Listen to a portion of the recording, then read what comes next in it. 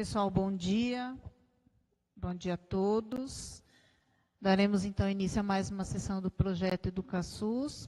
É um projeto em parceria com a Secretaria de Estado da Saúde de São Paulo, a Faculdade de Ciências Médicas e o Ministério da Saúde. Hoje nós temos a honra de receber o Dr. Walter dos Reis Pedreira Filho, que vai conversar um pouquinho conosco sobre os fundamentos de higiene ocupacional. O Dr. Walter é pesquisador do Serviço de Agentes Químicos da Fundacentro, da Coordenação de Higiene do Trabalho da Fundacentro, que tem grande parceria conosco aqui no projeto EducaSUS. Então, Dr. Walter, obrigada pela participação aqui conosco no projeto. A palavra é sua.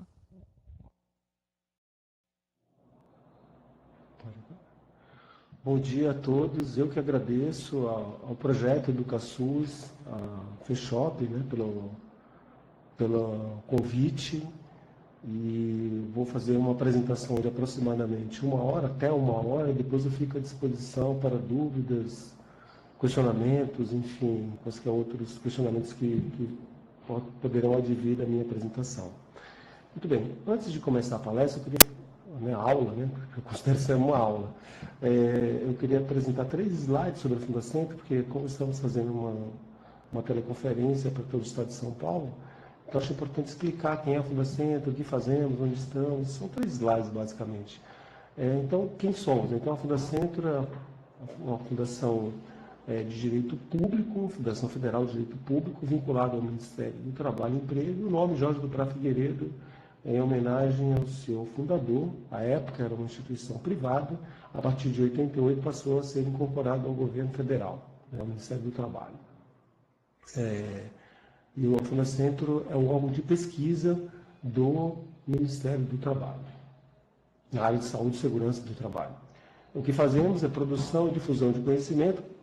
De fato, agora estamos fazendo a difusão de conhecimento, aqui agora, nesse momento, que, obviamente, vem a contribuir para a prevenção dos agravos à saúde das pessoas e dos trabalhadores nos seus ambientes de trabalho, os respectivos ambientes de trabalho. Estamos espalhados pelo Brasil. Desculpa, falar espalhados pelo Brasil até uma presunção, mais ou menos na face leste do país, como vocês podem observar, porque aqui, principalmente no centro-sul, se concentra a maior população economicamente ativa do país.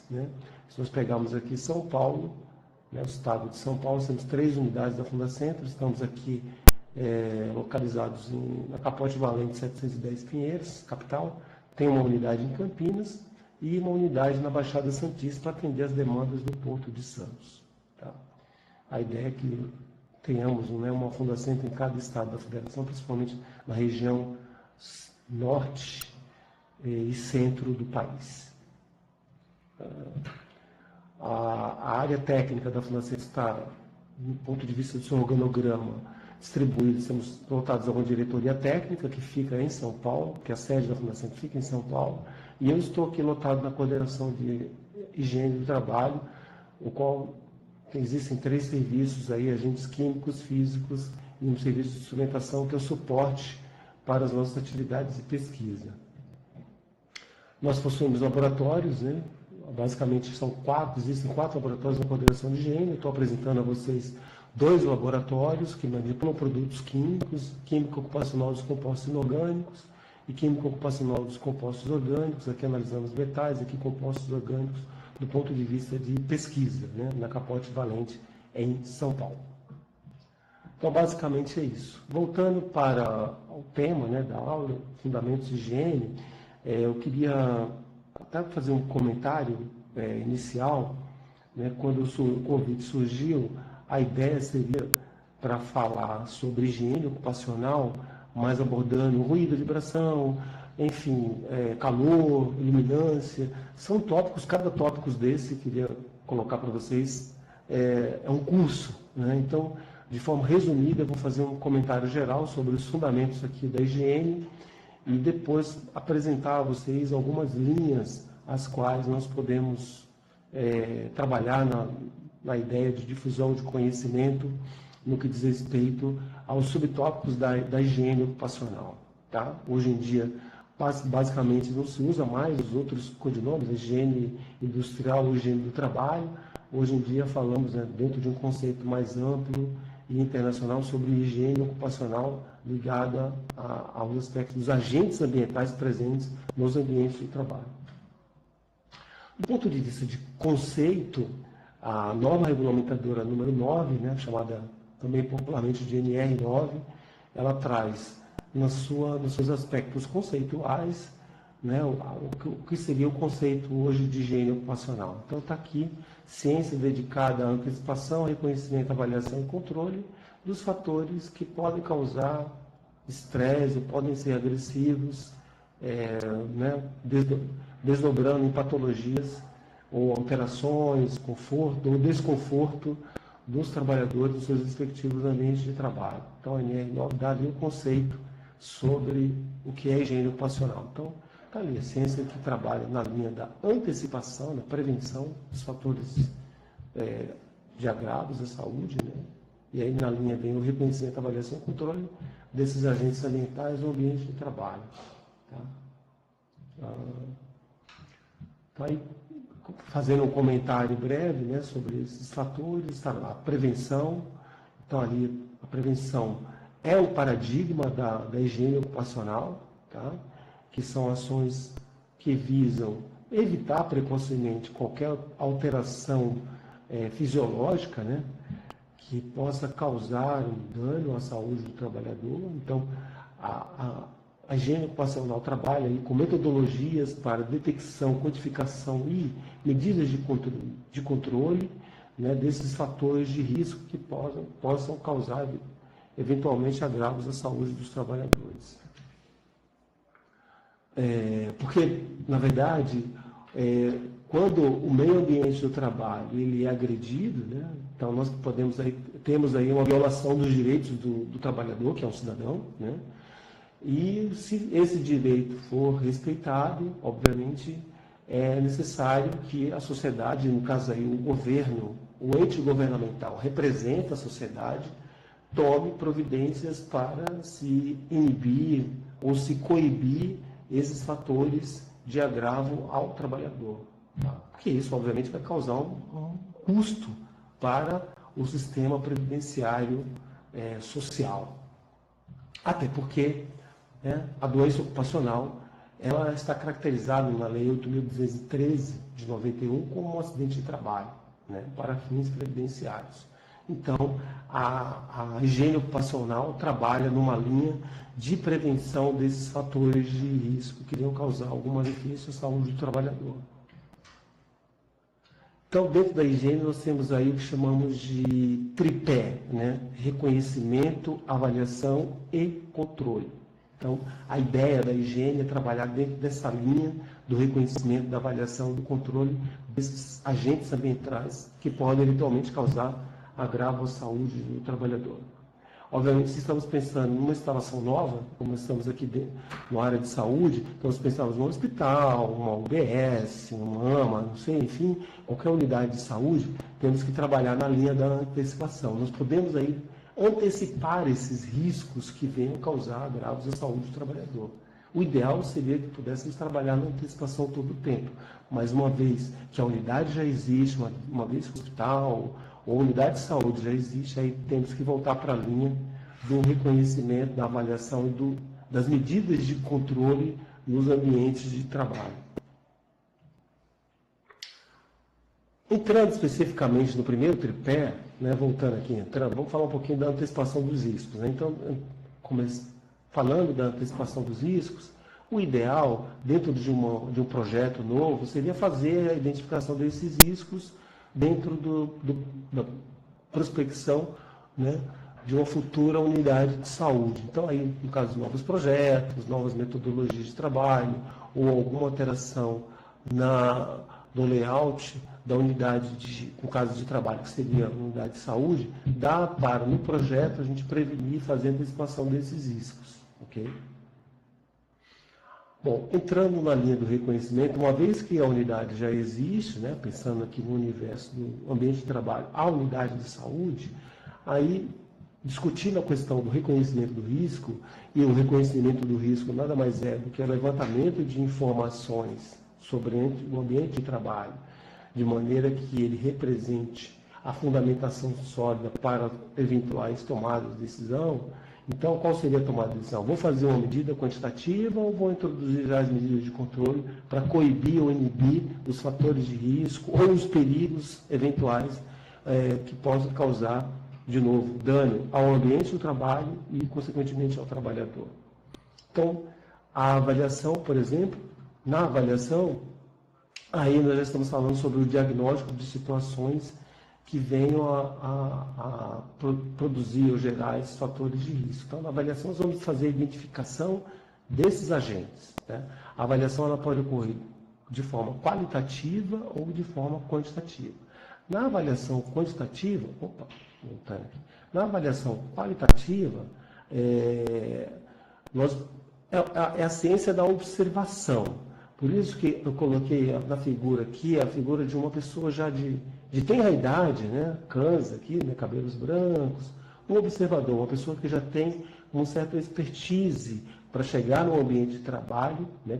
Já tem um acúmulo de conhecimento para chegar no ambiente de trabalho e, a partir daí, observar, né, esses fatores de risco no ambiente de trabalho. Obviamente que a ideia de se colocar a figura, né, que de uma pessoa de uma idade avançada, não quer dizer que só os velhinhos vão fazer avaliação de risco, tá, gente? Qualitativo. Eu estou imaginando aqui uma pessoa com conhecimento acumulado, né? Hoje em dia, a disseminação do conhecimento avança de tal forma que já encontramos esses experts, né, com uma idade, infelizmente, bem menor do que a que está apresentada na figura, tá bom? Então, nós podemos fazer avaliação qualitativa, que é o que, em geral, a Fundação tem preconizado, né, antes de fazer medidas quantitativas, que aí você tem que ter equipamento de medição, é um custo alto, enfim. E talvez nem todas as unidades, pensando aqui na unidade de saúde, tenham um orçamento que vise a fazer essas medições de avaliação quantitativa. Tá? E as medidas de controle, elas podem entrar mesmo antes das avaliações, quer qualitativo, quer quantitativo. Vou dar um exemplo, por exemplo, no caso aqui, né? Tá aí, o slide está com as informações, mas só para vocês terem ideia, estou num ambiente, numa unidade de saúde. Eu percebo que há uma evaporação de um solvente, e esse solvente está causando, né, pela via inalatória, um desconforto ao trabalhador. Qual é a medida de controle? Fazer a exaustão apropriada, né? Levar esse material para um local de exaustão apropriada, ou verificar na ficha de informação de segurança do produto químico como é que eu posso acondicionar e armazenar esse produto químico. Por exemplo, isso já é uma medida de controle. Isso já constitui uma medida de controle. Na verdade, a medida de controle não necessita ter um expert ali, né?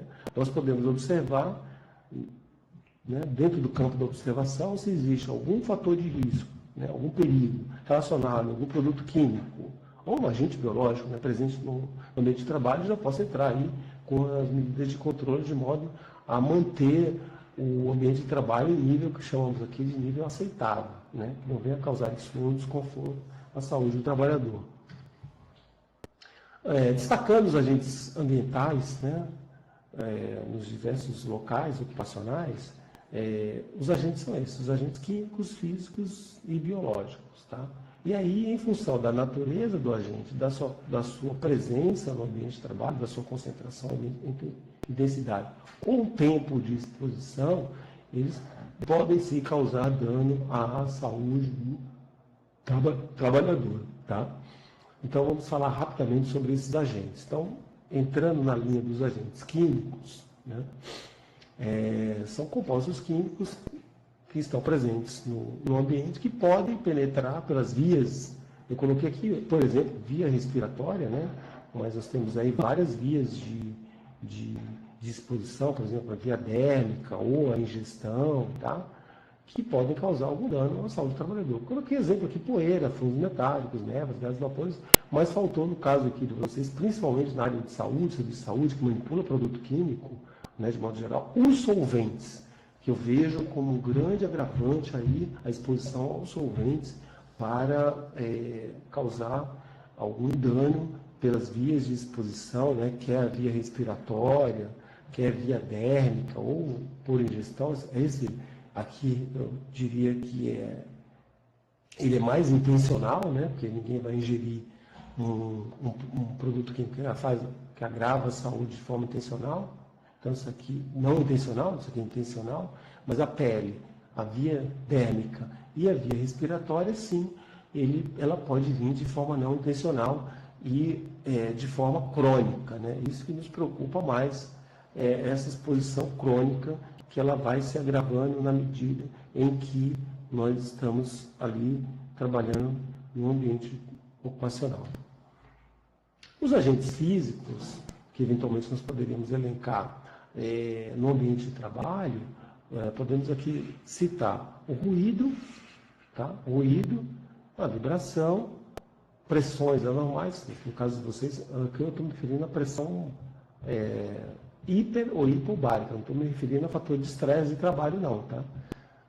Isso aqui é um agente de pressão, para quem trabalha com mergulho ou altitude, enfim, tá? Temperaturas extremas, aí pode ser calor ou frio, radiação ionizante, né, que é comum nos ambientes de trabalho onde você tem equipamento de raio-x, e radiação não ionizante também, né, na faixa do micro-ondas, telefonia celular, enfim.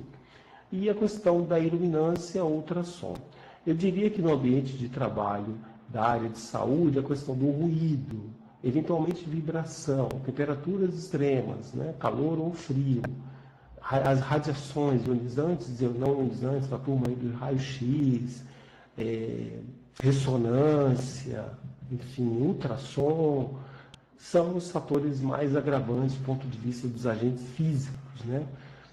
Recentemente recebemos uma demanda de consulta de trabalhadores na área de saúde que reclamavam sobre a questão do ruído. O ruído é muito comum, né? O ruído eu diria que é transversal em qualquer ambiente de trabalho, tá? A NR15 fala, né, sobre essa questão do ruído, tá? Existem até níveis ali de exposição ao ruído, né, o que seria o conforto acústico, tá? Alguma coisa em torno de 85 decibéis para uma jornada de 8 horas de trabalho, tá? Mas recentemente saiu um anexo 1 da NR15, que faz uma revisão da questão do ruído nos ambientes de trabalho. Seria interessante vocês verificarem lá o anexo 1 da NR15. Tá? Na questão das temperaturas extremas, recentemente, fazendo um up-to-date, né, do que a Funacentro tem trabalhado em termos de fundamentação técnica para as normas, recentemente foi publicado aqui nas temperaturas extremas uma norma de higiene ocupacional, que também chamamos NHO 06, né, com aí o numerário 06. A NHO 06 ali trata da questão do conforto térmico, principalmente no que diz respeito ao calor, né, temperaturas extremas, calor, trabalhadores expostos a temperaturas extremas. Obviamente que a demanda maior nossa tem surgido em áreas externas, né, trabalhadores de corte de cana, área agrícola, né, produção aí de cana, soja, milho, café, enfim, está mais aqui voltado para trabalhadores em áreas externas. Mas em áreas internas, as temperaturas extremas também podem causar agravos à saúde dos seus trabalhadores. Eu recomendaria vocês olharem a norma regulamentadora, a NHO, norma de higiene ocupacional número 6, que ali trata dessa questão. No que diz respeito aos agentes biológicos, esses eu acho que seria o mais comum nos ambientes de trabalho. 2 pontos. Área de saúde, porque são agentes que estão presentes lá no ambiente de trabalho, né? Os agentes biológicos, na verdade, estão presentes em qualquer ambiente, não é só no ambiente de trabalho ou serviço de saúde. Mas no serviço de saúde, esses agentes passam a ser potencializados. Aí eu coloquei exemplos aqui, né? Bactérias, fungos, bacilos, né? Parasitas, protozoários, vírus, por aí vai, tá? De modo geral, tá? Esses estão presentes em larga escala nos ambientes de trabalho, né? Porque é um ambiente comum e esses agentes a proliferação, né, as condições de proliferação, infelizmente, são mais propícias.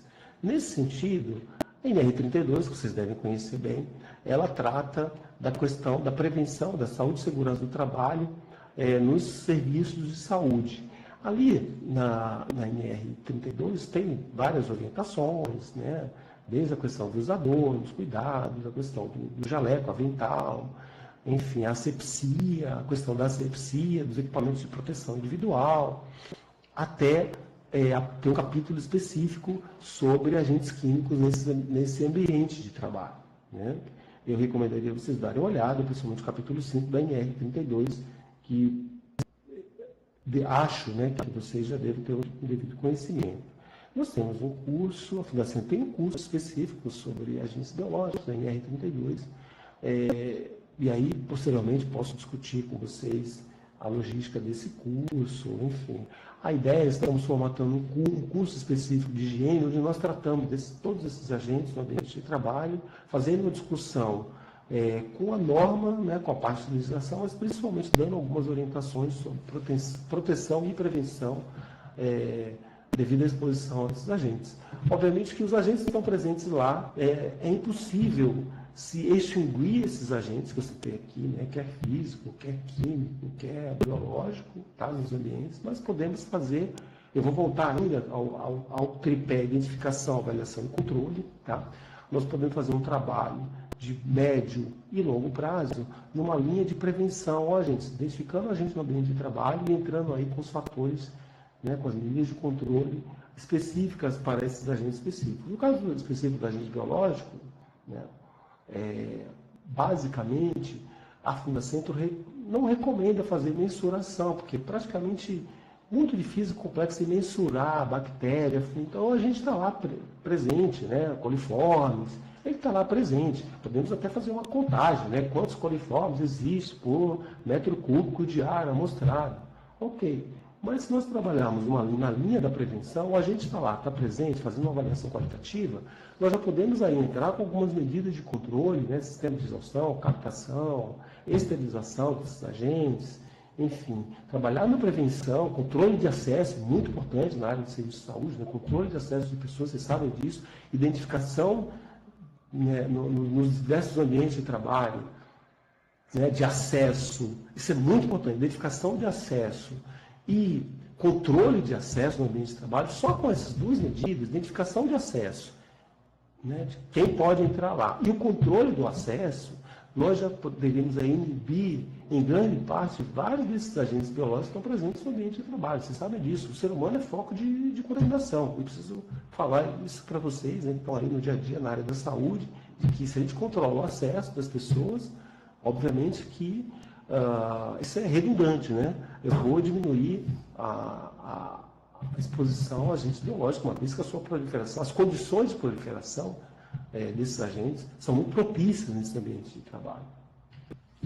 Então, voltando, né, à linha da avaliação, reconhecimento e controle, eu queria apenas comentar que na linha já do reconhecimento de risco, né, desses fatores de risco, né, dos perigos, já na linha do reconhecimento, nós já podemos fazer aí aquela inspeção visual, né?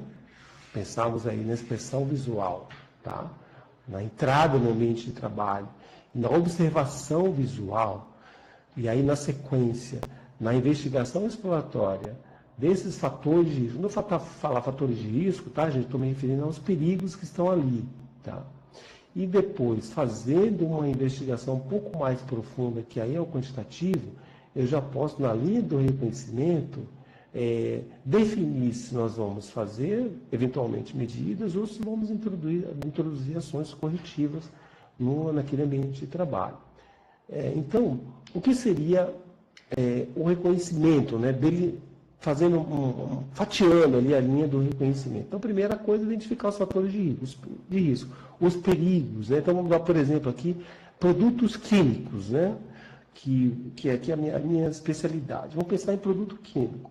Ora, se eu tenho lá no serviço de saúde um local onde eu guardo produtos químicos, eu posso chamar esse local de almoxarifado, ou uma sala, eu posso, já na identificação desses fatores de risco, identificar ali quais são os perigos presentes devido à exposição àqueles agentes físicos. E a partir daí, eu avanço na determinação e localização desse local, né?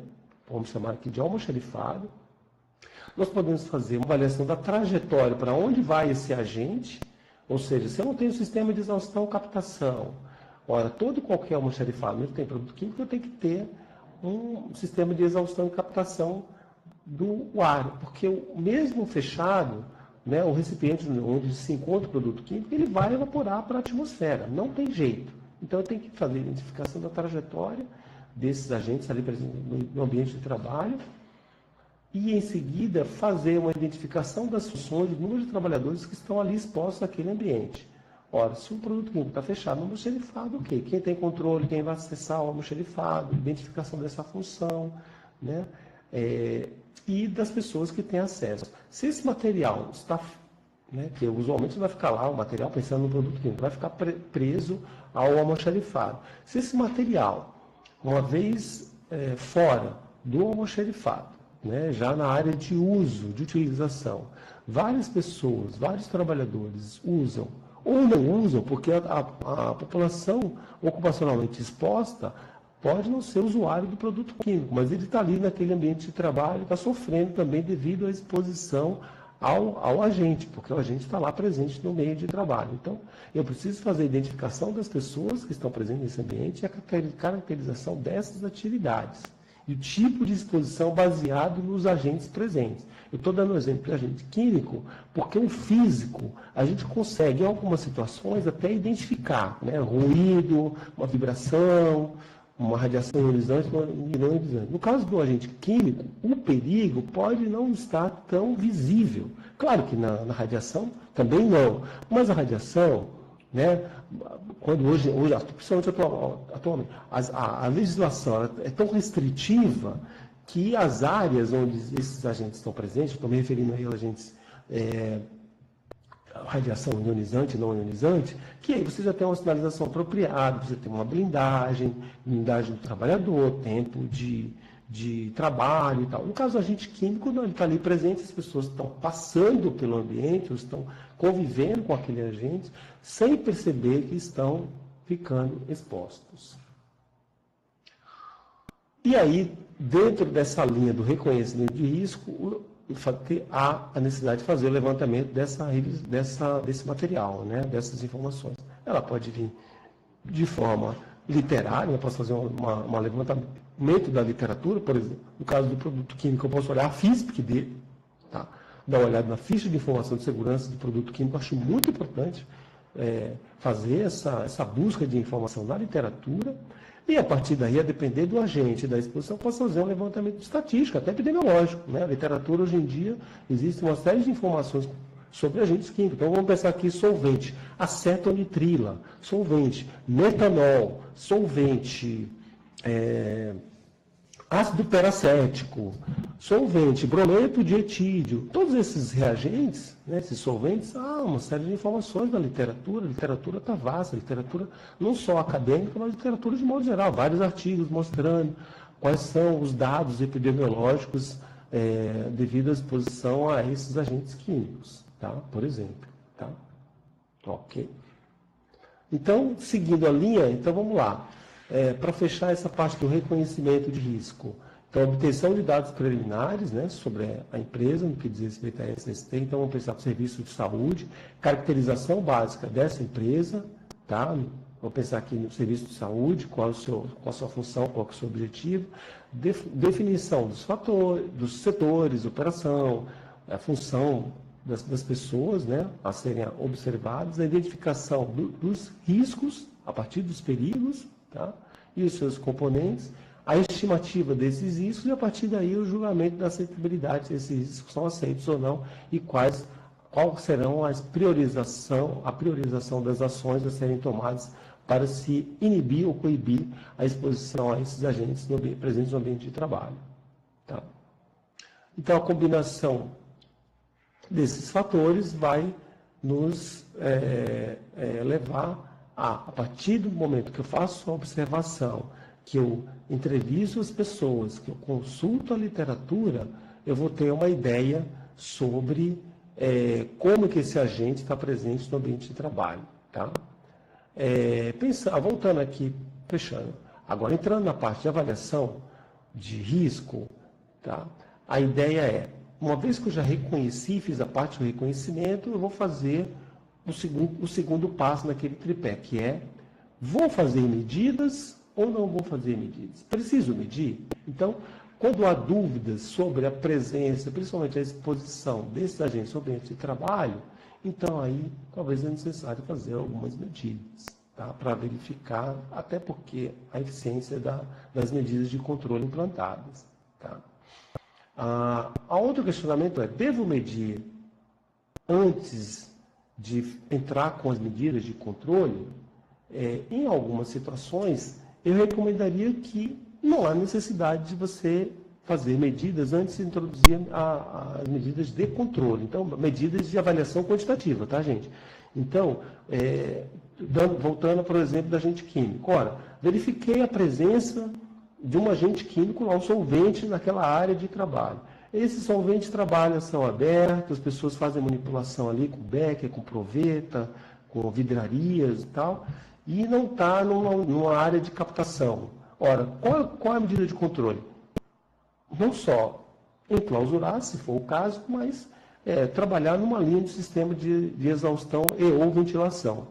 Aí sim eu entro depois com as medidas quantitativas para verificar se essa ação minha, que já é uma medida de controle, foi eficiente ou não.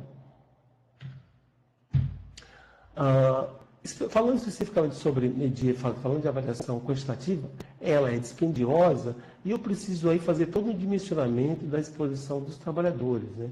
Comprovar a exposição e aí a partir daí subsidiar todo o dimensionamento das medidas de controle. Então, fazer a avaliação quantitativa é necessário?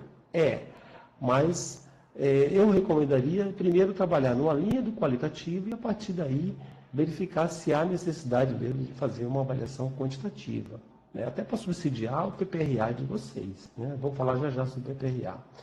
Até porque a norma regulamentadora número 7, como vocês conhecem bem, que é o PCMSO, ela está na linha do controle de saúde médico ocupacional. O PCMSO, NR7, foi criado ali nos idos dos anos 83, portanto já estamos aí há 35 anos, com a ideia de fazer acompanhamento clínico e, em alguns casos até específico, dos trabalhadores no ambiente de trabalho. Eu, particularmente, já me deparei com vários problemas associados ao PCMSO. Eu não sou médico, tá? Mas como pesquisador na área de saúde ocupacional, às vezes a gente se depara com essa situação. Já analisei vários PCMSOs que, com a seguinte situação, vou exemplificar para vocês. O trabalhador trabalha com exposição a benzeno, solvente cancerígeno. Ora, o benzeno tem um metabólito, né, que uma vez aspirado, inalado, ele vai, né, para, ou exposição térmica, ele vai para a corrente sanguínea, né, atravessa ali as membranas, porque ele é lipossolúvel, e vai para a corrente sanguínea se metabolizando, transglucônico, enfim. Ora, a gente não observa no PCMSO de trabalhador exposto a esse composto a avaliação do metabólito apropriado. E aí, obviamente, que você vê que o exame ocupacional periódico não bate ou ele não tem aderência com o tipo de exposição específica ao qual o trabalhador está sendo exposto. No caso da norma regulamentadora 9, ali trata da avaliação do ambiente de trabalho, né? Então, o PPRA, ele trata de um programa de prevenção aos riscos ambientais. Se pensar no ambiente do trabalho como um todo, o PPRA, primeiro, trabalha na linha, né, que eu já falei para vocês, o tripé, né, reconhecimento de risco, avaliação e controle, tá?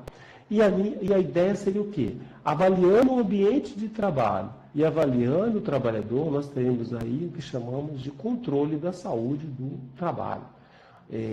Ambiente salubre, saudável, digo a vocês que não existe nenhum ambiente de trabalho que seja 100% saudável. Eventualmente podemos ter agentes lá no ambiente de trabalho que consequentemente pode causar algum agravo ao trabalhador, tá?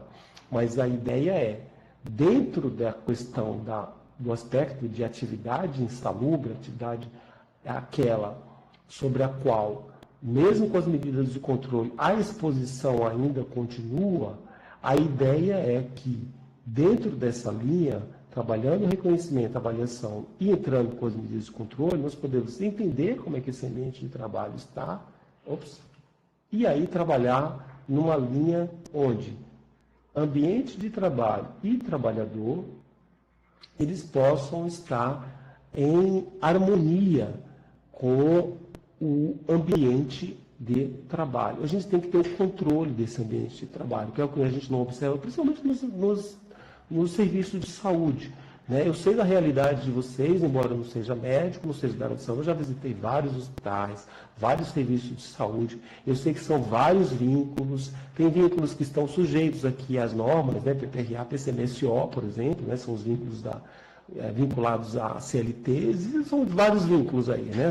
Dentro do ambiente de trabalho, serviço de saúde, e às vezes essas normas não são estritamente cumprida, mas independente do cumprimento das normas, que aí é o papel da auditoria fiscal do trabalho, né, o que a Fundacentro tem orientado é que o trabalhador, ele trabalhe na prevenção, junto com sua chefia imediata, junto com o seu gestor, junto com a direção daquela unidade de saúde. Vamos trabalhar a linha da prevenção, fazer discussões periódicas, cursos como esse, que eu acho fundamentais, né? Programas de capacitação, eu acho extremamente salutar, programa do SUS, do Ministério da Saúde, Santa Casa, enfim, sobre a qual nós façamos a discussão, discutemos esses temas, esses tópicos, e depois é importante um momento de reflexão, um momento de reunião interna aí do grupo de trabalho, para que nós possamos trabalhar numa linha de prevenção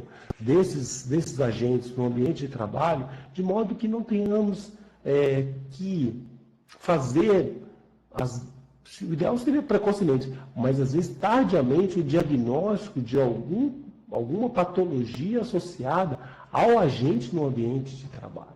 Isso é muito preocupante. Então, o que a Fundacentro tem feito, né, ao longo dos anos é, primeiro, gerar informações e conhecimento e, em seguida, nós podemos dar orientações a vocês de como trabalhar na linha da prevenção, quer do ambiente de trabalho, quer do cidadão trabalhador, né? Somos todos nós, eu também me incluo nessa enquadro, né? Nesse espectro, tá? Todos nós, enfim, que possamos ter ideia de como é que está esse ambiente de trabalho, porque, olha, extinguir o agente no ambiente de trabalho é impossível você extinguir, mas nós podemos inibir, nós podemos atenuar a exposição, reconhecendo o agente no ambiente de trabalho. Isso é fundamental, isso é muito importante. Essa figura que eu coloco aqui para vocês, desse trabalhador, tá? Estivemos aí entre 2003 e 2006 visitando marmorarias. Esse trabalhador, eu estou colocando a figura dele, tá? Porque a família autorizou. Ele trabalhava numa marmoraria, vocês estão vendo aí, cujo o agravante aqui era a exposição à poeira. Aqui, veja bem, é o nosso dispositivo de coleta. Agora me digam, eu preciso colocar um dispositivo de coleta para medir poeira no ambiente de trabalho desse? Não, é redundante, né? Nós vemos aí pedindo para ele tirar a máscara, olha aí, tá? Mesmo essa máscara aqui não protege, tá, gente? Essa máscara, até brincamos, chamamos de máscara melita. Talvez vocês usem aí nos ambientes de trabalho para um ou outro agente biológico, né? Uma bactéria e tal, enfim. Mas ela não é apropriada, tá? Então vocês precisam verificar, por exemplo, se estão utilizando a máscara apropriada para o ambiente de trabalho de vocês. Aí as pessoas fazem muitas essas perguntas para mim. Vou voltar agora no meu trabalho, no mínimo deve ter uns 2 ou 3 e-mails. Walter, eu trabalho vou dar um exemplo de vocês, com ácido peracético. Qual é a máscara apropriada para inibir a exposição ao ácido peracético? eu vou falar só, vocês têm que consultar a ficha de informação de segurança do produto químico.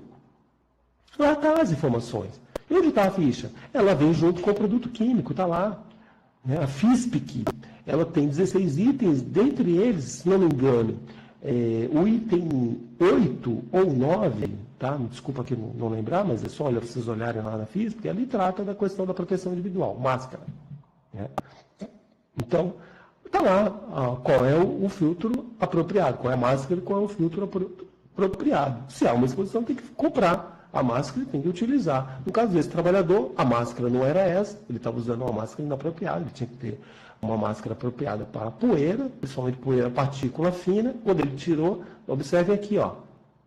Tá? Isso aqui, obviamente, que adentrou ao sistema respiratório dele. Infelizmente, eram partículas abaixo de 10 micrômetros, tá? O material era que a sílica, ele veio a contrair uma silicose e, infelizmente, esse trabalhador, depois de 1 ano, veio a falecer. Tá? Então, por um vacilo, por um descuido, por uma falta de atenção, tá? Principalmente do chefe imediato, do gestor, enfim, hoje essa pessoa não existe mais apresentando a figura dele, porque a família autorizou que eu utilizasse isso nas minhas aulas, nas minhas palestras, apresentações. Eu não gostaria que o caso dele fosse o caso nosso, de cada dia. Tá? Então, podemos e vamos trabalhar na prevenção. O que eu recomendo temos que fazer um trabalho interno de conscientização dos agentes que estão presentes no ambiente de trabalho. Eu sei que é difícil para os SESMITs, de um modo geral, aí dentro do serviço de saúde, né, ter essa visão pormenorizada, mas nós podemos subsidiar os SESMITs, né, os diversos SESMITs espalhados por aí, sobre quais são os agentes e os agravos à saúde nossa, e a partir daí trabalhar em conjunto com o SESMIT na identificação desses agentes de trabalho e principalmente no monitoramento biológico nosso, né, por exames específicos, sobre se esse agente está causando algum agravo à nossa saúde. É redundante falar isso, mas parece uma repetição, né? Enfim, o repetitivo. Eu gostaria de me colocar à disposição de vocês. Nós temos aqui as nossas normas regulamentadoras, tá? Como falei para vocês, estão disponíveis no site da Funacem. Me colocaria à disposição do ponto de vista de proteção respiratória e proteção aos agentes químicos, no sentido de avançar mais numa linha específica de capacitação para agentes químicos, principalmente agentes químicos presentes no ambiente de trabalho, e discussão sobre norma, mas principalmente uma discussão sobre linha de conduta dos trabalhadores no ambiente de trabalho, no caso específico aqui, o serviço de saúde. As normas estão aí, à disposição de vocês, no site da Fundacentro, tá? As nossas publicações, tem mais publicações. Eu gostaria até de entrar, é possível entrar na internet aqui? É uma pena. Eu estou sendo orientado aqui, informado que não posso entrar na internet, né? Não tenho acesso, embora esteja aqui aparecendo para mim o Explorer, né? Alguns servidores, e o Google Chrome, mas eu recomendaria vocês entrarem no site da Fundacentro inicialmente, www.fundacentro.gov.br. Lá se encontra uma série de informações específicas ali sobre o nosso material disponível para download, principalmente no que diz respeito à exposição a agentes químicos. Tem uma cartilha bem interessante que eu recomendaria vocês fazerem o download. É uma cartilha intitulada Trabalhador da Saúde, vamos conversar? Ali fala sobre, básica sobre materiais de limpeza, sobre exposição a materiais de limpeza, com os trabalhadores da área de limpeza, que eu acho que esses não estão aqui como nós, num horário que eu diria nobre, né, de trabalho, sentados, aí vocês nos auditórios de vocês, nas salas, eu aqui, enfim, para receber capacitação. Infelizmente, eles não têm esse privilégio. E essa cartilha é uma cartilha pequena, bem ilustrativa, ela trata dessa questão. Então, trabalhador da área de saúde, vamos conversar? Trabalhador da limpeza, perdão, vamos conversar? Está lá no site da Fundacentro, se vocês entrarem no site www.fundacentro.gov.br, publicações na busca de cartilhas, desenvolver uma série de cartilhas. Essas cartilhas estão lá à disposição de vocês para download, tá? E, por favor, olhem a seção cursos e eventos. Alguns cursos estão sendo oferecidos. A Fundacentro vai entrar também com uma linha de capacitação à distância, através de material autoinstrucional, né? Nós estamos oferecendo a vocês, podemos até fazer uma parceria com a FESHOP, tá? No sentido de darmos aí informações que venham a dar um conteúdo básico mínimo para melhorar a nossa conduta no ambiente de trabalho e, acima de tudo, melhorar a questão do ambiente de trabalho no que diz respeito à exposição a esses agentes ambientais. Tá? Então, eu termino a minha fala agradecendo mais uma vez ao Ministério da Saúde, SUS, enfim, a todos os parceiros que estão organizando esse evento, e me coloco à disposição para dúvidas, questionamentos. Esqueci de colocar na minha apresentação. Deixa eu só voltar aqui, eu posso voltar na apresentação para ver se o meu e-mail está lá, e-mail, telefone. Você pode? Ah, você pode? Tá, o meu e-mail é Walter, com W, tudo minúsculo, tá? .pedreira@fundacentro.gov.br, tá? E o telefone, eu estou aqui em São Paulo, 11 3066 6071, é o telefone da minha sala, tá? Me coloco à disposição de vocês. As informações que estão aí nessa apresentação no PowerPoint, eu vou pedir aqui ao colega que depois converta para PDF, é possível, e coloque à disposição das pessoas, tá? A apresentação. Por favor, até brinco, se forem usar para aula, enfim, deem o crédito, tá? Por favor, deem o crédito à Fundacentro. Não precisa, se forem cobrar, não precisa repassar o custo para mim, mas deem o crédito à Fundacentro, não ao Walter, mas coloca lá, esse material foi apresentado, né, na aula tal, pela Fundacentro e tal, porque eu já vi muito material nosso ser utilizado aí para aulas, não tem nenhum problema quanto a isso, mas, por favor, deem o crédito. E me coloco à disposição de vocês, deu 40, pela minha contagem aqui, 40 minutos, tá? Não, 50 minutos. E me coloco aí à disposição de vocês para dúvidas, questionamentos, enfim, estou aqui à disposição.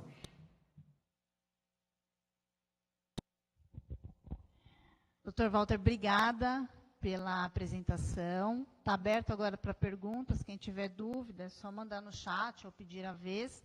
Depois eu vou pedir para o senhor só informar logo no comecinho ali, eu até anotei ali, a primeira resolução, né, que o senhor disse. E quanto aos slides, o conteúdo, ele vai estar disponível entre amanhã, a partir de segunda-feira, no site do educasus.org.br/educasus. Então, ele fica lá, do mesmo jeitinho que está aí, tem algumas edições, né? Mas está com a Fundacentro, tudo certinho, tá bom? Em seguida, eu vou subir a Santa Casa de Marília para fazer a pergunta.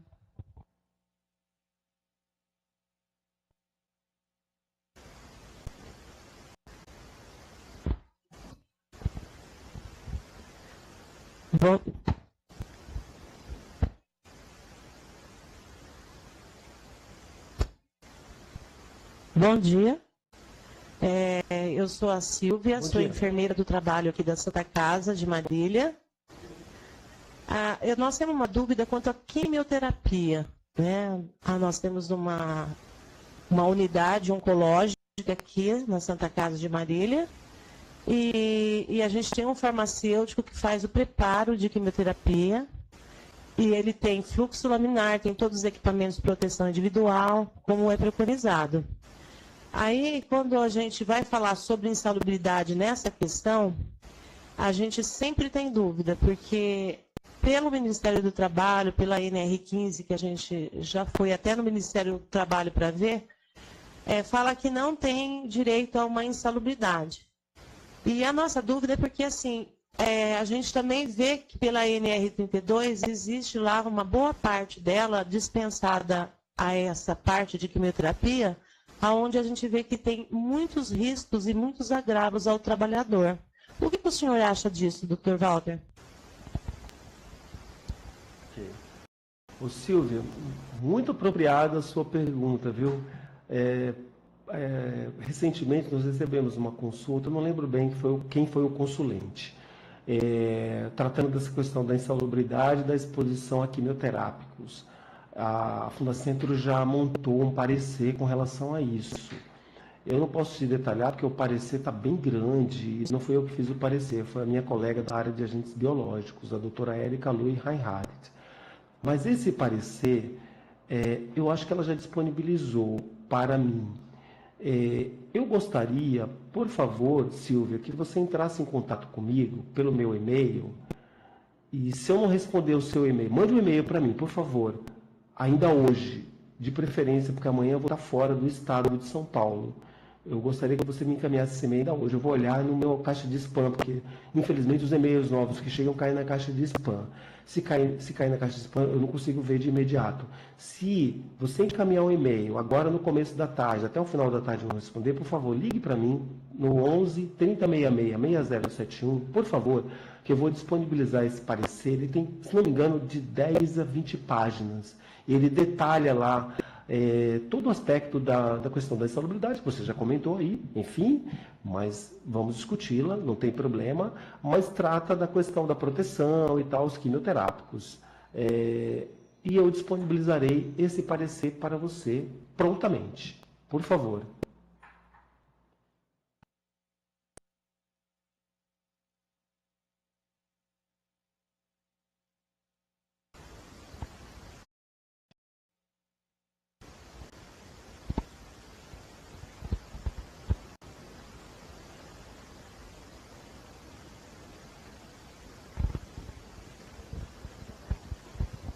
Pessoal de Marília, ok? Ok, eu só gostaria que ele repetisse o telefone dele, que não deu, nós ficamos no 30. Eu vou repetir o telefone, DDD 11 3066 6071. Eu vou pedir para o colega digitar aqui, aí vocês vão ler. Tá? Digitou aí? Isso. Muito obrigada, viu? Doutor Walter, tem uma pergunta da Federação de Santa Catarina. Nós mandamos aí no chat.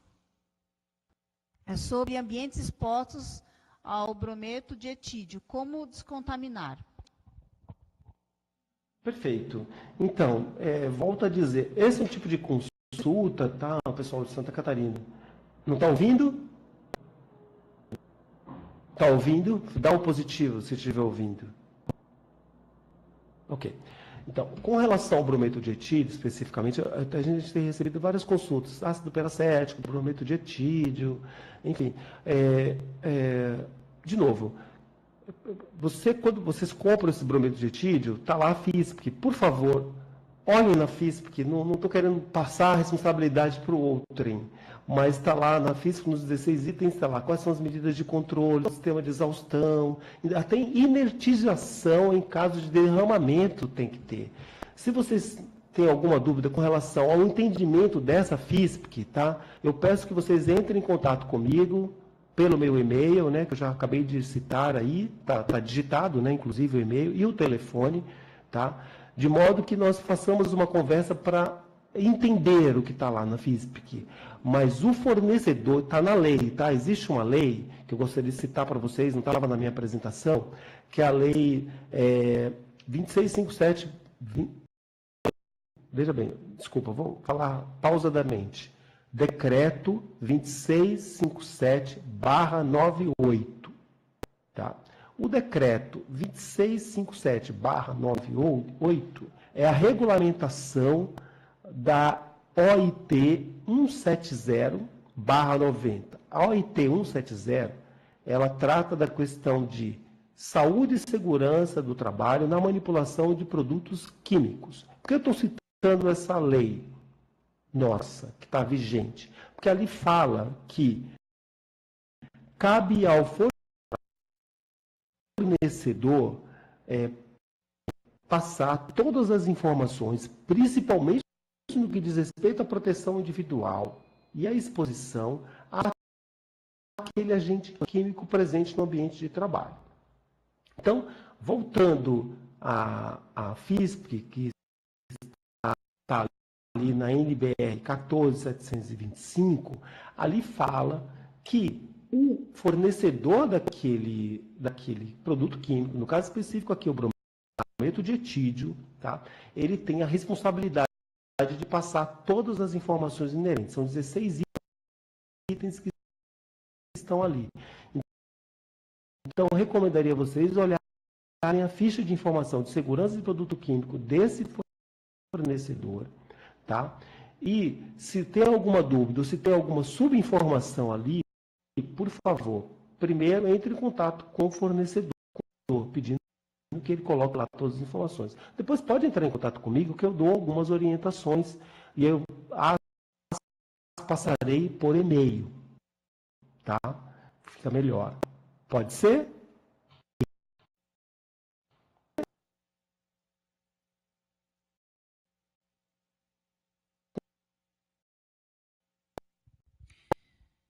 Ok, obrigada para o pessoal de Santa Catarina. Se tiver mais alguma dúvida, tá bom?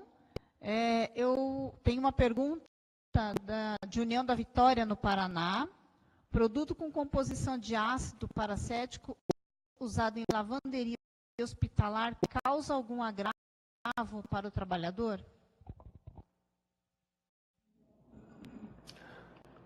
Sim, né? Então, de novo, no caso do ácido peracético, o ácido peracético, isso dá um positivo? O ácido peracético, ok, o ácido peracético é uma substância corrosiva. Então, se vocês vão ver lá na identificação ali na FISP, até na sinalização de rótulo, do pictograma, substância corrosiva. Então, ele é corrosivo. Nós precisaremos olhar a FISP para ver a partir de que concentração presente no ambiente do ar, não sei quantos ppm, ela já vai causar um certo desconforto às vias inalatórias, né, respiratória, e as vias, a via ocular. Tá? Mas, com certeza, o ácido peracético, ele é um ácido corrosivo e utilizado aí em lavanderias, enfim, certamente vai causar algum desconforto ao trabalhador que trabalha nessa área especificamente. De novo, recomendaria vocês olharem a FISP do ácido peracético. Por favor, olhem a FISP. Vejam lá quais são as medidas de prevenção, proteção individual, exposição à proteção individual. Se não me engano, é o item 8 da FISP, tá? Proteção e prevenção, medidas de proteção individual. E, a partir daí, eu recomendaria que vocês seguissem as orientações que estão na FISP. Se vocês têm dúvida com relação às orientações que estão ali naquela FISP, aí, novamente, eu vou recomendar, são 2 passos. Primeiro, cobrar essa informação do fornecedor. Ele tem a obrigação de detalhar, tirar todas as nossas dúvidas, tá? Mas, eventualmente, eu estou à disposição de vocês. Vocês podem mandar cópia dessa FISP para mim, como PDF, por exemplo,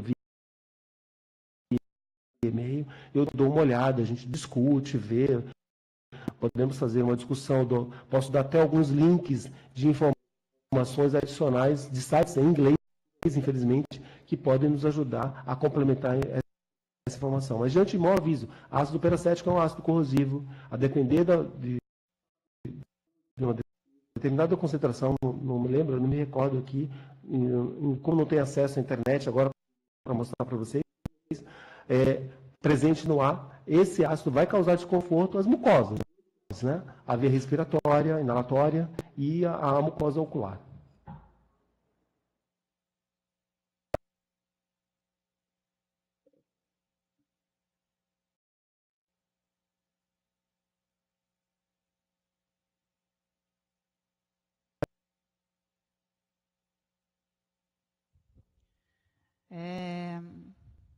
Olhando a Vitória, obrigada. Obrigada. Doutor, tem uma pergunta aí no chat, que é da Santa Casa de Vitória, no Espírito Santo. Vocês querem falar no microfone, o pessoal de Vitória? O senhor quer responder? Pode abrir para mim? Ele está lendo aqui para mim a pergunta. Você pode ler mais uma vez? Aí eu vou responder. Produto quimioterápico tem FISP, não encontrei nada além de bula, ou seja, acredito que não seja possível avaliação quantitativa. O produto quimioterápico, como é uma formulação, não é um produto, não é uma solução primária única, vocês não vão encontrar a FISP, certo? Mas a bula já deveria conter algumas medidas de prevenção. Uma ficha de emergência, mesmo sendo quimioterápico, ele não tem FISP, né? Porque é uma formulação, mas ele tem que ter uma ficha de emergência. De novo, independente de FISP, o produtor desse quimioterápico, a indústria farmacêutica que o produz, ela deve, de novo, fornecer junto com esse material, com o produto, na sua ficha de emergência, algumas informações de prevenção, tá? No trato, no que diz respeito à exposição individual, tá, gente? Então, mais uma vez, de novo, não estou transferindo a responsabilidade, só estou falando para vocês a quem cabe a responsabilidade. Está na lei, então vocês podem perfeitamente, se são compradores, se compram, não importa se vem pelo SUS, se esse material vem por um sistema de licitação, porque eu também compro produto químico por licitação, tá? E eu coloco lá no meu termo de referência, não só a descrição do produto, as características, a concentração e tal, mas eu coloco lá um item. O material deve ser entregue com todas as informações relacionadas a medidas de emergência, caso de exposição aguda, e medidas de prevenção em casos de exposição crônica. Está lá, a empresa tem que vender o produto com essas informações. Ora, o produto já está na mão de vocês estão com a bula na mão, não tem informação, então, por favor, citem a lei, o decreto 2657/98, tá? Conforme descrito no decreto 2657/98, estamos solicitando informações com relação à exposição desse quimioterápico. Às vezes é uma patente, não se pode dizer ou se descrever qual é a composição, mas que se diga quais são as medidas de prevenção devido à exposição a esse quimioterápico. Isso é obrigação de quem produz esse quimioterápico, da indústria farmacêutica, da indústria, do produtor ou de quem está revendendo este produto. Tá bom?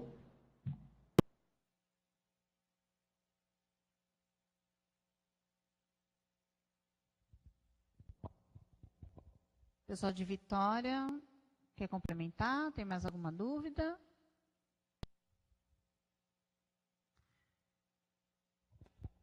Alguém tem mais alguma dúvida? Alguma instituição?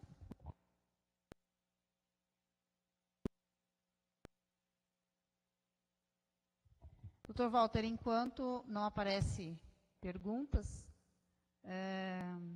não, eles agradeceram, não tem, né? Então, enquanto não aparecem mais perguntas, eu vou deixar para o senhor, para falar mais um pouquinho, enfatizar algum item que o senhor acha mais apropriado. Ok. Tatiana e colegas, né, espalhados aí pelo Brasil, desculpa, eu estava falando São Paulo, mas vi que é Brasil, né? Desculpa. Eu gostaria de deixar bem claro essa questão da lei, né, do aspecto legal, né? Eu não coloquei na minha apresentação, mas volto a dizer, nós temos muitas leis que tratam da questão da proteção do trabalhador, tá? Eu citei aí um decreto, né, 8.213/91, né, que trata da doença ocupacional como agente de trabalho. É um decreto interessante, que eu acho, não sei se vocês sabiam, mas é importante vocês fazerem o download desse decreto. E principalmente a questão do produto químico, quando eu cito o exemplo do decreto 2657/98, que ele coloca as questões das competências, né? E às vezes no dia a dia a gente não tem tempo de olhar, prestar atenção a essas questões, mas quem produz o produto químico tem o dever de passar todas as informações ao usuário sobre os riscos, os perigos, vejam bem, e os riscos inerentes à manipulação desse produto químico. Ah, mas eu não manipulo, eu sou apenas exposto. Também está protegido por essa lei. Então, cabe a nós, né, usuários de produto químico, exigir do fornecedor, tá, que passe as informações inerentes à exposição a esses produtos, mesmo que sejam quimioterápico, que é uma formulação. A indústria farmacêutica tem o dever de passar essa informação. Tá? Isso é muito importante. A indústria farmacêutica tem o dever, está na lei. Nós, como usuários, temos o direito de cobrar essas informações. Está lá o nome do laboratório, CNPJ, né, endereço. Hoje em dia tem que colocar tudo, endereço eletrônico, website, o Fale Conosco deles, né, tem que ter Fale Conosco. Tá? Que isso vale para o paciente, mas vale para nós que manipulamos esses produtos químicos. Que não podemos sofrer, né, devido à exposição a esse agente que está, eventualmente foi inicialmente formulado para cuidar, tratar, né, de um paciente. Tá? Então, recomendaria vocês terem essa consciência do direito de vocês. E colocar a Fundacentro à disposição de vocês, isso a médio prazo, tá, Tatiana? No sentido de nós vamos oferecer alguns cursos à distância, já que o presencial às vezes é complicado, que envolve deslocamento, custo de viagem, diária, enfim, é complexo, a gente entende isso. Também estamos passando pela mesma situação. Nós estamos formatando vários materiais para colocar à disposição das pessoas, a sociedade de um modo geral, no que diz respeito, aí na minha área, à proteção aos agentes ambientais, né, presentes ali nos ambientes ocupacionais. Tá? Então, já existe uma boa quantidade de material que nós estamos disponibilizando pelo site, deem uma olhada lá no site, www.fundacentro.gov.br, tá? E reforçando a questão dos quimioterápicos, se não me engano, a colega de Marília, que tem dúvida com relação a essa questão da exposição a quimioterápicos, por favor, me mande um e-mail à tarde que eu responderei. Se eu não responder até o final da tarde, ligue para mim, por favor, que eu terei o maior prazer em tirar o e-mail lá da caixa de spam e disponibilizar essa informação. Eu tenho uma pergunta da Associação de Combate ao Câncer de Cuiabá, no Mato Grosso. Gostaríamos de saber se queda de cabelos no setor quimioterápicos tem alguma relação, porque temos várias reclamações que após que os funcionários entram nesse setor da higienização, eles alegam que começam a queda dos cabelos. A pergunta é da Ariane, técnica em segurança do trabalho. Ok. Veja bem, até recebemos já algumas consultas nessa linha, sabia? A gente tem que tomar muito cuidado quando responde, né? Enfim, queda de cabelo, eventualmente, todo mundo pode ter, não precisa estar exposto aqui no terápico, né? Eu mesmo estou passando por isso, tá? Vocês podem ver aí, ok? Mas pode vir por uma via de exposição ocupacional, tá? Pode, tá?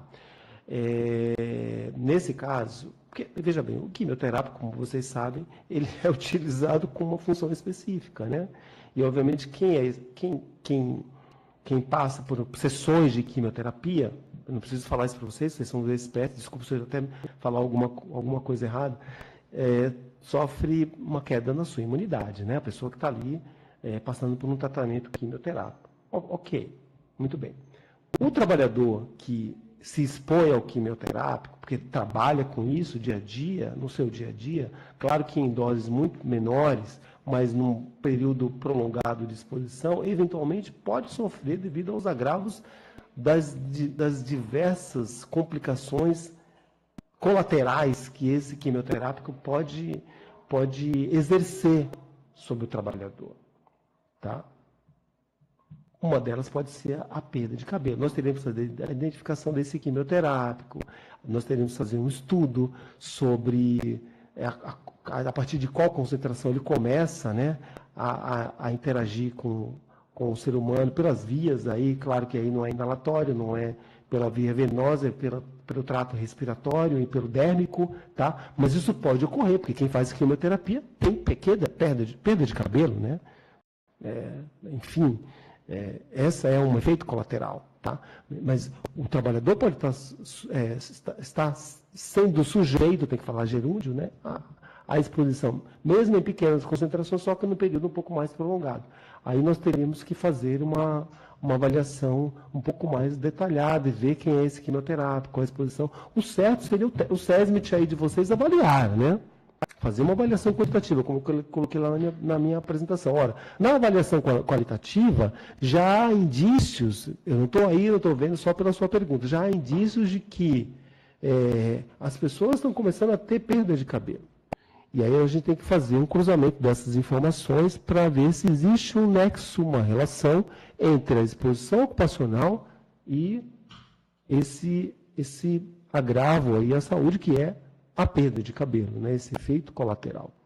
Então, eu recomendaria vocês, se tem SESMIT, entrar em contato com o SESMIT para fazer uma avaliação quantitativa, identificação do que é quimioterápico que é utilizado, fazer uma medição na atmosfera, se esse material está presente na atmosfera, e a partir daí, né, ir ao fornecedor, à indústria farmacêutica, e solicitar mais informações sobre medidas de prevenção a esse agente no ambiente de trabalho.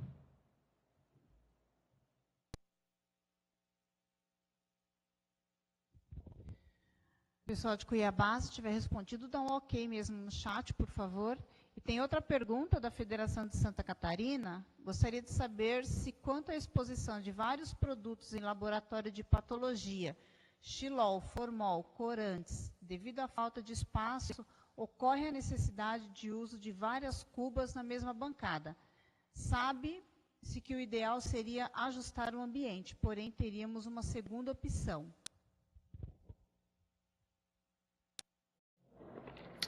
Então, xilol, formol, solventes de modo geral.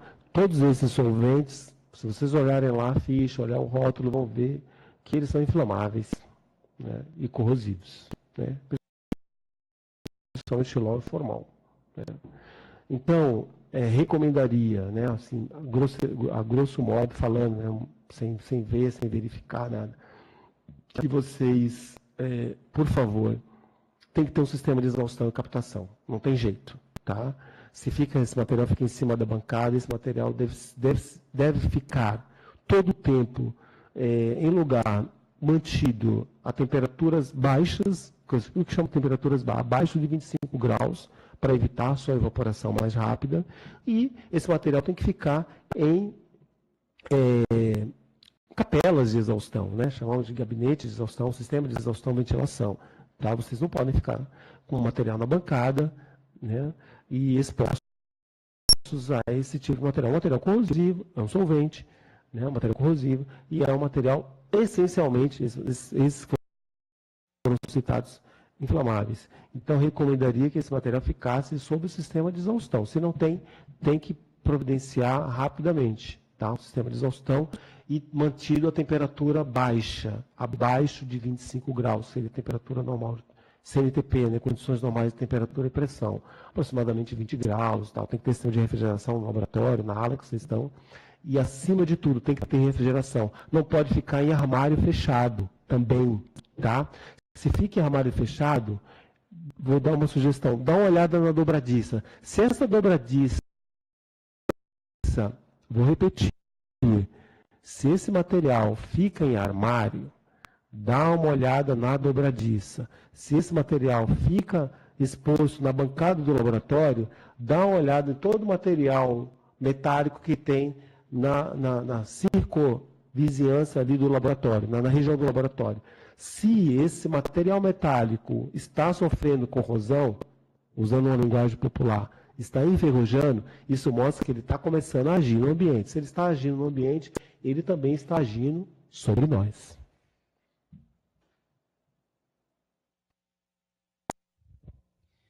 Pessoal de Santa Catarina, respondido. Tem o Hospital do Câncer de Cascavel, no Paraná. Durante a administração de quimioterápicos, podemos considerar como exposição a vapores orgânicos quimioterápicos? Sim, podemos. Podemos considerar como exposição a compostos orgânicos quimioterápicos. Ok. Recomendaria, de novo, vocês a fazer a identificação da composição desse quimioterápico, se é que ela pode ser identificada, tá? Entrar em contato com o fabricante, né? Eles devem ter lá o 0800, uma linha de comunicação. Em geral, eles fazem linha de comunicação com o consumidor, né? Com o paciente que usa o quimioterápico. Vocês também usam, tá? Só que não usam para tratamento de vocês, usam nos pacientes. Então, por favor, entre em contato com esse fabricante e solicite a eles informações sobre ficha de emergência e informações sobre exposição a esse agente, tá? E quais as medidas de controle devem ser tomadas para se inibir a exposição a esse composto orgânico quimioterápico, do ponto de vista de proteção coletiva, sistema de exaustão e ventilação, e do ponto de vista de exposição individual. Qual seria a máscara apropriada, e em caso de exposição dérmica, qual seria a luva apropriada, enfim.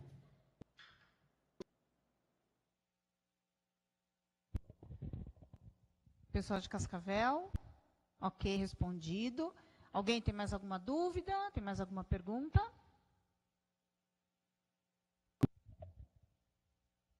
Bom, acho que não.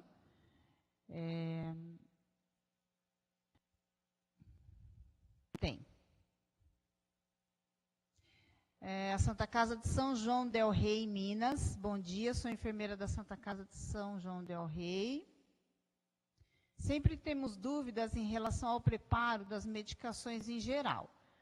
Sabemos do uso obrigatório de EPIs e o preparo de quimioterápicos, mas para outras e quaisquer medicações é necessário o uso de máscara cirúrgica e luvas de procedimentos. Qual a legislação que nos esclarece essa dúvida? Ok. Então, existe uma legislação específica, né, para o serviço de saúde, que é a NR32, a norma regulamentadora número 32. Se você der um download, por exemplo, no Google, né, site de busca, você já vai achar a NR32. Dá uma olhada lá no capítulo que fala dos agentes químicos presentes no ambiente de trabalho.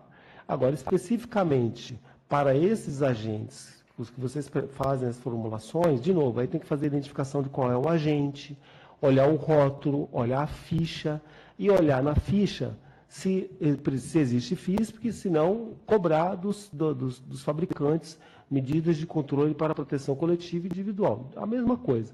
A máscara é a máscara apropriada. Nem todas as máscaras vão servir para os diversos produtos químicos, tá, gente? Então, a máscara é apropriada. Em geral, as máscaras são confeccionadas para grupos de compostos químicos. Por exemplo, solventes químicos, ali abarca o número de solventes, cetonas, aldeídos e tal.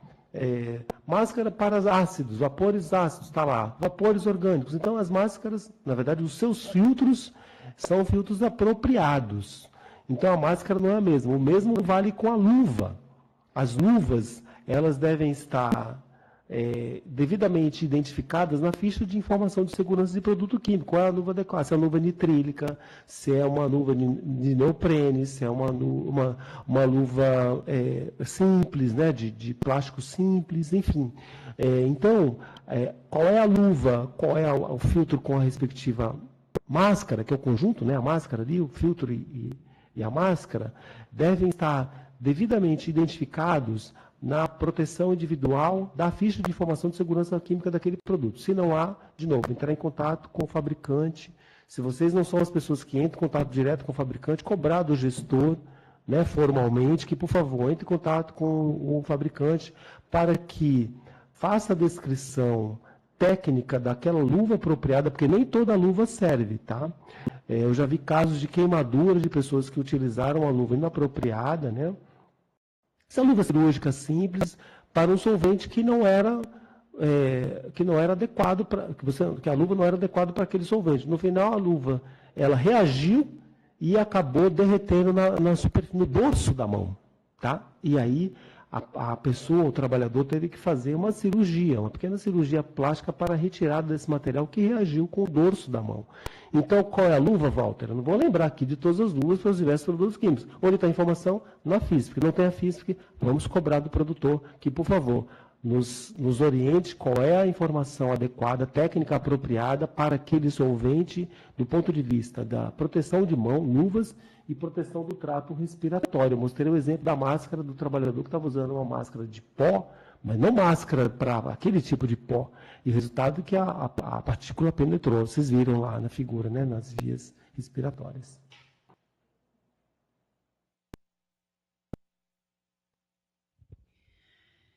O Hospital Padre Albino de Catanduva pergunta por que as luvas de vinil com pó de amido causam alergia em diversos funcionários, pois vem aumentando esses casos. Ok. Também já recebemos várias consultas com relação à questão do pó de amido com relação a alergias. Aí a gente tem que olhar a composição desse pó de amido, né? Nós já tivemos, eu trabalho no laboratório, quer dizer, tem um laboratório que eu sou responsável, que os colegas também usaram esse tipo de luva e vieram reclamar comigo. Você vê que o espeto é de pau, né? Vieram reclamar, ô Walter, olha, essa luva aqui está me causando alergia, estou com coceira e tal. Aí eu falei, vamos fazer a identificação desse pó de amido novamente, entrar em contato com o fornecedor da luva. Ele passou para mim qual era a especificação do pó de amido, né, qual era a composição. Aí nós pedimos a ele uma ficha de informação de segurança do produto químico. Vimos, para alguns casos, estava gerando alergia. E a questão da alergia é uma questão até de predisposição, porque, por exemplo, eu usei a luva e não tive problema de alergia, só para vocês terem ideia. A predisposição também é um fator ponderante, aí, importante, tá? Irrelevante, de identificação se o problema se está causando alergia em todos, aí o que eu recomendaria a vocês, suspende a aquisição desse tipo de luva, tá? Desse tipo de luva cirúrgica, que tem pó de amido, né? Para facilitar, né? Você calçar a luva, e solicitar um outro tipo de luva, né? Pode ser o mesmo material, mas sem o pó de amido, por exemplo. Tá?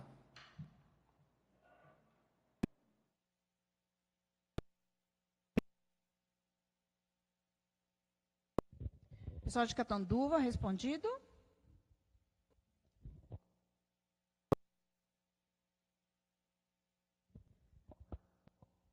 Acho que sim.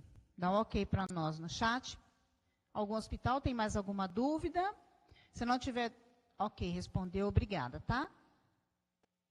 Tá. Se não tiver mais nenhuma dúvida, doutor Walter, nós vamos encerrar essa sessão. Eu vou passar a palavra ao senhor para que possa fazer as suas considerações finais. E, novamente, agradecer à Fundacentro, que sempre que possível participa conosco aqui, levando informações aí para quilômetros de distância a nível nacional. Então, por favor. Então, mais uma vez, Tatiana, eu quero agradecer o convite, me colocar à disposição de vocês. Sempre que me convidarem, virei aqui para conversar com vocês aí essas deu quase 2 horas, né? 1h30. Me coloco à disposição, já deixei os meus contatos, telefone, e-mail, e que a Fundação, como órgão público, né, vinculado ao Ministério do Trabalho, a nossa missão é fornecer informações técnicas para que as pessoas possam, a partir daí, tomar decisões que venham a diminuir a exposição aos agentes ambientais presentes no ambiente de trabalho. Então, agradeço, né, ao convite, principalmente ao Ferrosp, mais uma vez o convite, estou à disposição, e sempre que for convidado, me coloco aqui à disposição de vocês, tá bom? E um bom dia, boa semana para todos nós. Obrigada novamente, doutor Walter. Obrigada a todos e até a próxima. Boa tarde.